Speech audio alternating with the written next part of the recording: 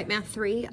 We are going to continue on here in Chapter 4. We are on Section 4.6. So open your books to page 282 and just kind of follow along with me.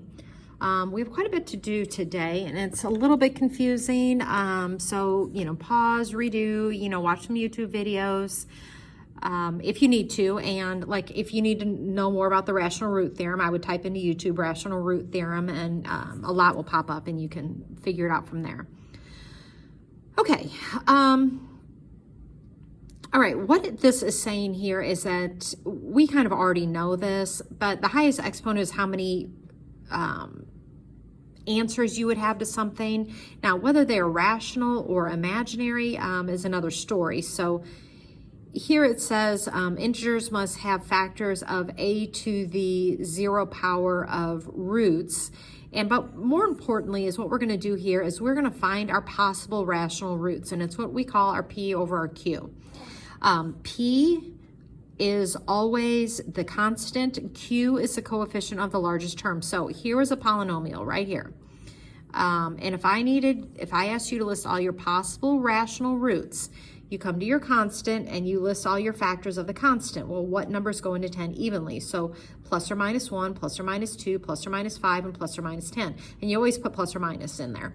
And then I have 21 as my Q, it's my leading coefficient, and I put what goes into 21, and I list those. So then what I'm going to do, my possible rational roots are a combination of any of these divided by any of these, and it kind of makes a long list when you go through. But what they found here were the rational roots were negative 2/3 and negative 5/7, and they got that because it's 2 over 3 and 5 over 7. So it's going to be kind of a long process. All right, so you come over here and it says, what are the rational roots of this one? So I'm going to come over here, I take this, and I'm going to list all my possible rational roots for 8. Well, it's 1, 2 goes into 8, 3 does not, 4 does, 5 does not, 6 does not, and then you have 8. And it's all over my possible rational roots that go into leading coefficient, which is just 1 and 3. Okay, so all my possible rational roots are really any combination of my P divided by my Q. So if I were to list them all, this is what takes a while. It's all of these because it's 1 over 1, 2 over 1, 4 over 1, 8 over 1. So I could either have a positive or negative 1, a positive or negative 2, positive or negative 4, or positive or negative 8. Then I'm going to take them all and divide them all by 3. So another option, I could have 1/3. I could possibly have 2/3. I could possibly have 4/3, and I could possibly have 8/3. All right, so those are all my possible rational roots going through here. And then what you're going to do is check and see which of these, when you plug them into this equation, makes it equal 0. So you go through, and it takes a while. You're going to put basically all of these on a shelf, or you can plug them into your calculator, or hopefully there's some kind of a computer program you plug this in. And if you try all of these, really the only one that works is a positive 2/3. Okay, so positive 2/3 is really your only rational root that works. All the rest of them do not. Now, I do know there are 3 answers, and if 2/3 is the only rational roots, that means the other 2 have to be imaginary or irrational. All right, so using the rational roots, just list all the possible rational roots and then find any actual rational roots. So list all your possible rational roots. We're going to go through here and do the same thing. And it's just very, very time consuming. So you list all the possibilities for 18. 3 goes into 18, 6 goes into 18, 9 goes into 18, and 18 goes into 18. All the ones that go into 6. And then you take a combination of all of these. So listing all the possible rational roots, you have 1, 2, 3. These are all the ones divided by 1. Okay, now I'm going to start dividing everything by 2. Well, if I do 1 divided by 2, I get a half. But here, 2 divided by 2 is 1, which I already have. 3 divided by 2, I need that one, 3 over 2. 6 divided by 2 is 3, so I don't need it, but I do need 9 divided by 2. 18 divided by 2 is 9, which I already have. I don't need that one. I need 1/3. Okay, so 1 divided by 3, 2 divided by 3 is 2/3. I don't have that one yet. So I got 2/3, 3/3 is 1, 6 over 3 is 2, 3 over 3 is 3, 18 over 3 is 6, and I have all of those. I need 1/6. 2/6 is really a third, which we have a third down here, so I don't need a third again. So I do 1/6, I got it. 2/6 is a third, 3/6 is a half. Well, I have a half listed. 6 over 6 is 1. 9 over 6 is 3 over 2, which I have that listed already, and 18 over 6 is 3, so I have that. So these are all my possible rational roots.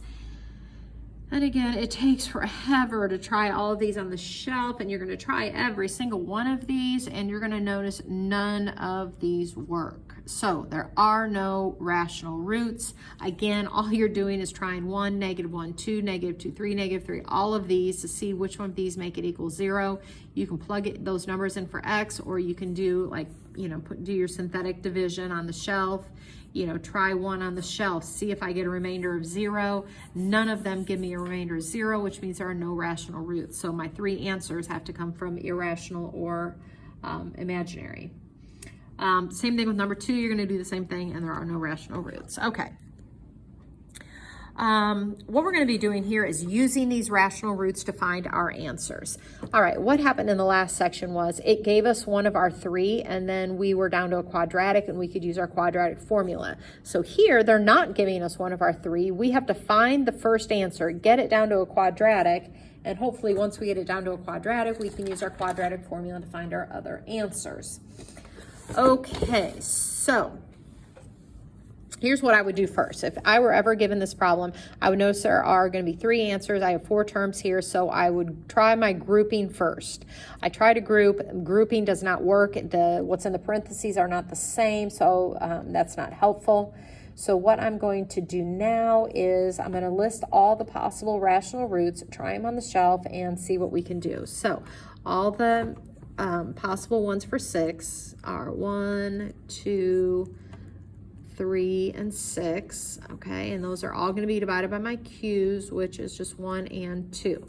So listing all my possible rational roots, I take all of them divided by 1, so that's just my top shelf there. And then I turn around and take 1 divided by 2. Well, 2 divided by 2 is 1, which I already have. 3 divided by 2, I don't have that one yet, 3 halves. And then 6 divided by 2 is just 3, which I have. So these are all the ones I'm just going to go try on the shelf. All right, so I take my numbers here. So I'm going to try 2, 1, -7, -6. All right, and what I'm looking for is a 0 down here. So anything that can get me a 0 down here, I want to use. All right, so like for an example, now I'm going to try 1 on the shelf. So I drop this down, multiply, add, multiply, I get -4. Well, I know that's not going to work, so I'm going to try -1. Drop it down, add, multiply, add, multiply, there we go. All right, so that got me a 0, which means this is one of my answers, one of my roots.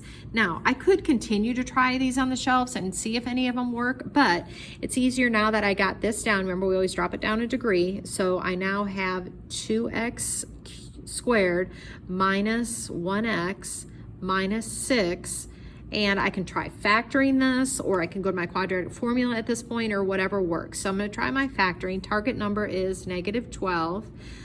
So -4 and 3 would get me the -1 in the middle. So I'm going to do 2x over -4 and 2x over 3. This simplifies down to x minus 2. This is 2x plus 3. So I'm going to set each of those equal to 0, which means my other 2 answers are 2, which is good because that was one of my rational roots up here. And then -3 over 2, which is also good because that's in one of my rational possibilities up here. So my 3 answers was the one I tried on the shelf. So my answers are -1, the 2, and the -3 over 2. That we found, and those are the 3 answers that if I plugged in for x, I'm going to get it equal 0. They're also the 3 places this graph crosses the x-axis, and we are good with that. All right. Okay, we come over here, same thing. That's easy. And then 8 has 1, 2, 4, and 8. So I need to do 1 over 1, then 1 over 2, 1 over 4, 1 over 8. So my possible rational roots are 1, 1/2, 1/4, and 1/8. And again, this is to the third power, so we're going to hope to goodness that one of these work on the shelf. Okay, so seeing if one of them works on the shelf, let's start with our 1 again. So the numbers are 8, 2, -5, 1. We're looking for that 0 right here, so we're gonna try 1. Drop that down. You get 10. Nope, I know that's not gonna work. Okay, so -1, 8. You get -8, -6. It's going to give me a +6, which is a positive, and -1. Okay, so -1 worked again, leaving me with 8x squared minus 6x plus 1. Again, once I get it down to this quadratic, you can either factor or you go to your quadratic. I'm going to see if it factors before I go to my quadratic. So my target number is 8, and I need two things. I multiply to give me 8. Looks like -4 and -2. So I'm going to do 8x over -4, 8x over -2.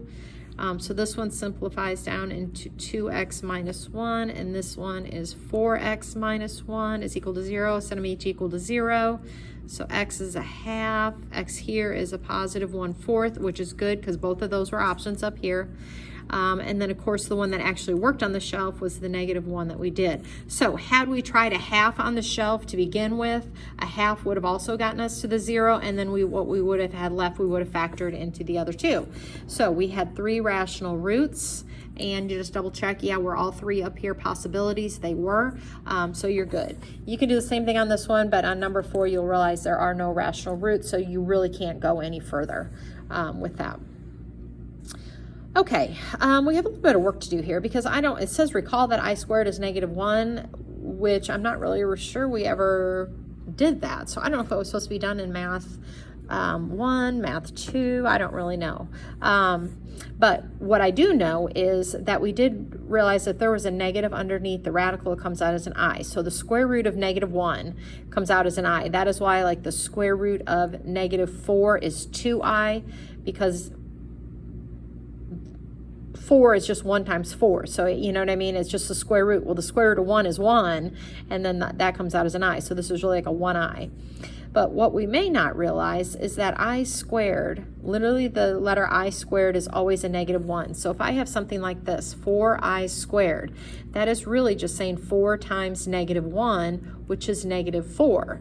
All right, anytime you have an I squared, it is equal to a -1. So 4i squared is just 4 times -1, which is -4. All right, but when we're dealing with imaginaries, what it's really saying here is that imaginary numbers, so imaginary numbers and real numbers make up complex numbers. So you can have a real, all right, that's a real part, plus or minus 3i. We've had those as answers before. When you have a real part and an imaginary part put together, it becomes a complex number. And what it says here is all complex numbers come in conjugates. They come in pairs. A conjugate's a pair. So if you have a 4 plus 3i, you have to have a 4 minus 3i. All right, they always come in that plus or minus pair. So if they tell you, what it's saying here is if they give you one of them, if they tell you that 3 minus 2i is a root, then you should know for a fact that 3 plus 2i has to be another one because they come in pairs. All right, and they are called conjugates of one another, these two things. All right, so it tells you here that you have a cubic polynomial, so to the third power, and it has real coefficients, and this are 2 of the roots. What is the additional one? Well, you know there's 3 because it's cubic, and if this and this are 2 of them, this one right here is the complex one. And remember I just said complex have to come in pairs, so if 3 minus 2i is 1, then 3 plus 2i is your third one. So 1, 2, 3 are your 3 roots to that equation. All right, so we come over here and it says a polynomial function has rational coefficients and the given roots. Find 2 additional ones. Well, here's your complex one.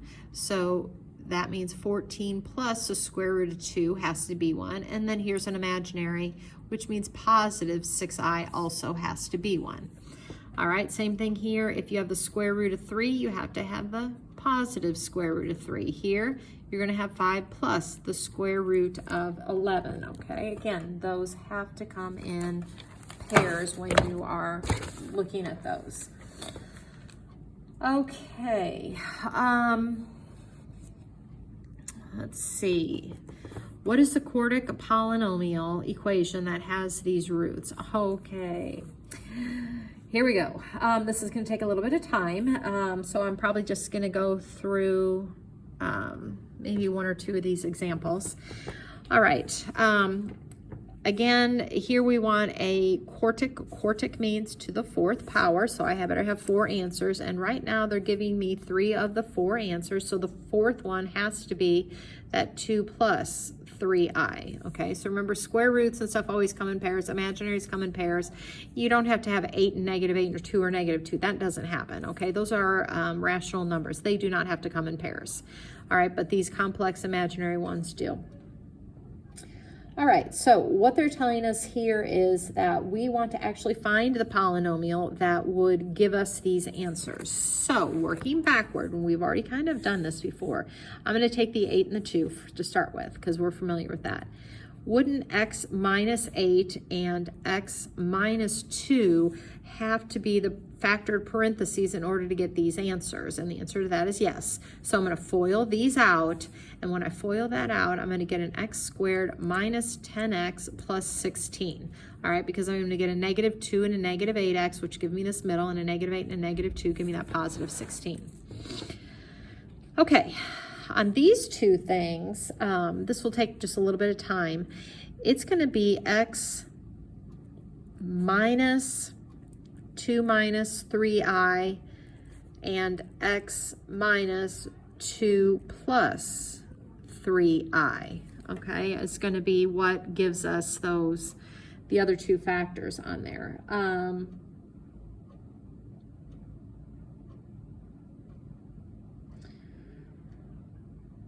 Okay, I'm trying to see how much I want to, how far I want to go with this one, or if I want to wait. Usually I would factor this out, but I don't feel like I'm going to give you anything like that on your test. You have to FOIL that out, which gets pretty complex. But as long as you know how to write those out, so maybe what I would say to you, write these out in factors, and these would be your 4 factors.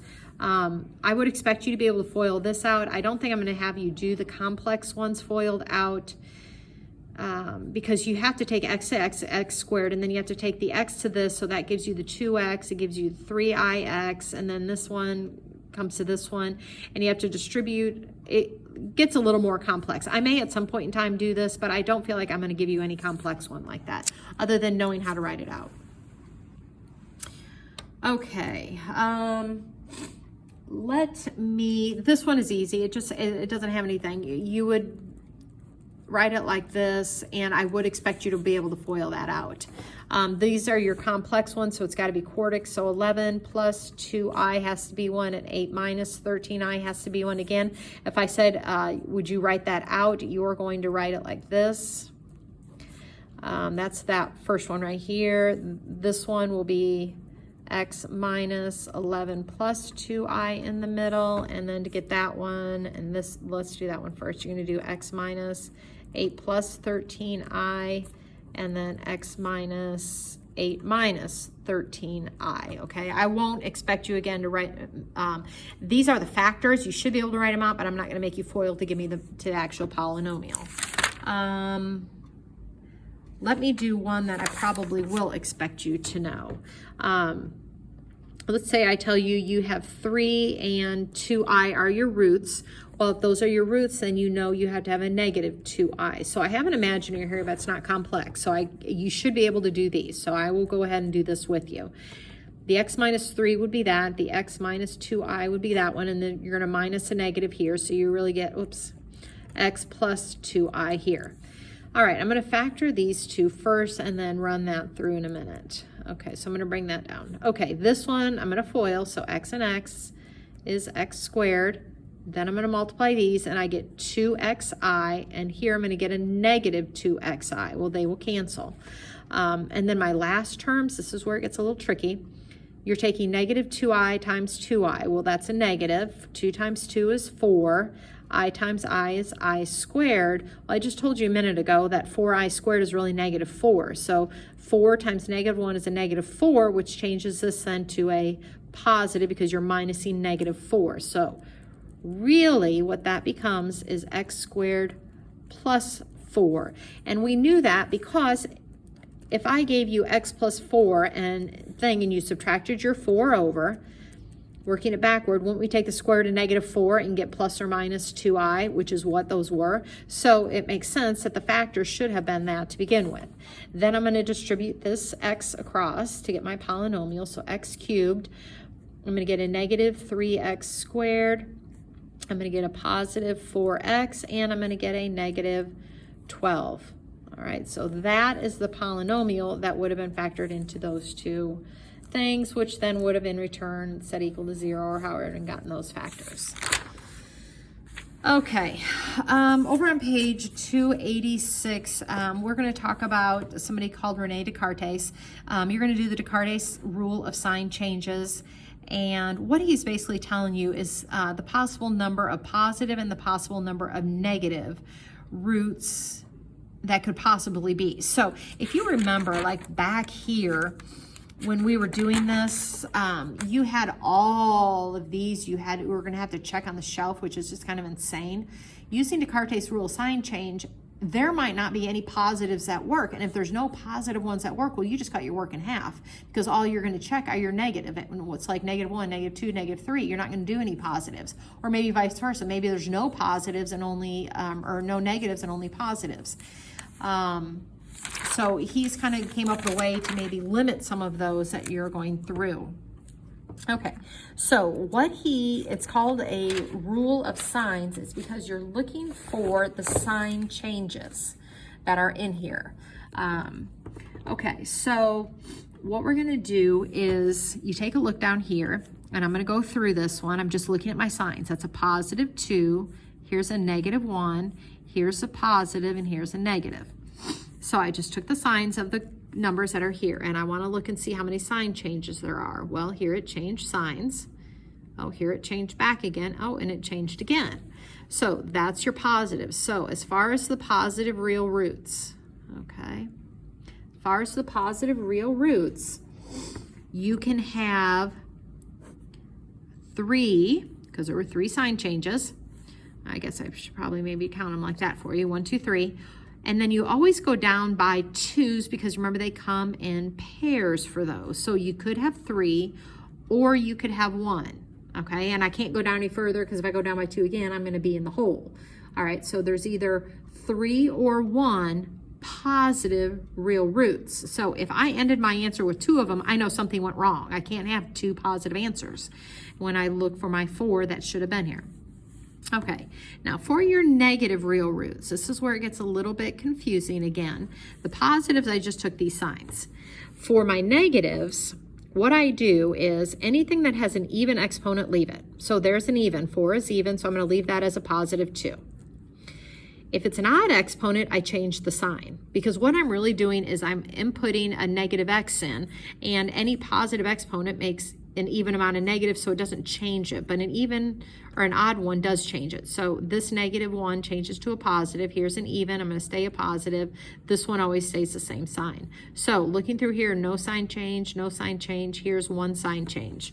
So when I come to my negative real roots, I have 1 sign change, and I can't go down by 2 because that again will put me in the negative. So the graph confirms that I should only have, going through here, either 3 or 1 positive real roots or 1 negative real root. And if you went to go graph this, what that means is when I cross the axis, I can cross the negative 1 time, or I can cross in the positives 3 or 1 time. And if we went to go look at our graph, I believe it crosses once here and once here. And well, it's got to open up, so it would be crossing this way, something like that. All right, so what does Descartes' rule of sign change say about the number of positive and negative real roots for each function? Again, we're not finding the answer. I just want to know how many possibilities could there be. Okay, so for the positive. All right, I'm going to go through and list my sign changes going through here. So I have a positive, negative, positive. All right, so how many? I have a sign change. I have a sign change. So for my positives, I had 2 sign changes, so that's 2 or 0, because I dropped down by 2. So if I had 2, I can have 0 amount of them as well. I'm not down in the negatives. Then for my negative sign change, remember the odd changes even stay. So for my negative ones, this one's going to change. My 9 will change to a negative. This will stay as a negative, and then my 10 will stay as a positive because I'm not putting anything in it. Looks like I have 1 sign change. All right, so that's what you would list. Okay, I can either have 2 or 0 positive and 1 negative. All right, why don't you give 10 a try, and then we will compare our answers.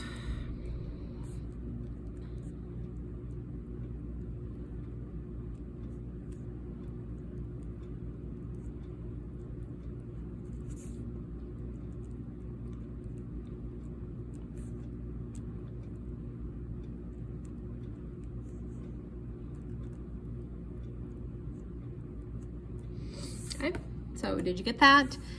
Here are my signs that I took from up here, and then this had 1 sign change. This one had 2 sign changes. It changed to a negative, and then it changed back to a positive. And remember, I can always drop it down by 2 as much as I can. So if I had a very long one and maybe it had 6 sign changes, I would say the positives would be like 6, 4, 2, and 0. You go down until you hit the 0 or a negative. You can't go past that negative. So kind of a hard lesson today. Again, if you have any issues on it, please go to YouTube, type in like Descartes' rule of sign change, see if that helps you out a little bit, or go to the rational root theorem, see if that helps you, or conjugates, explain to me how to multiply conjugates, something like that. And I will put the assignment on Google Classroom.